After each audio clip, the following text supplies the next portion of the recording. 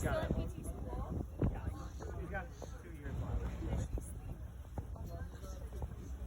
Seems to do okay, yeah. He's very smart. Gotten every like a lot of times it's been virtual instead of like in person. It was her cadaver lab, I think that would be. You know what that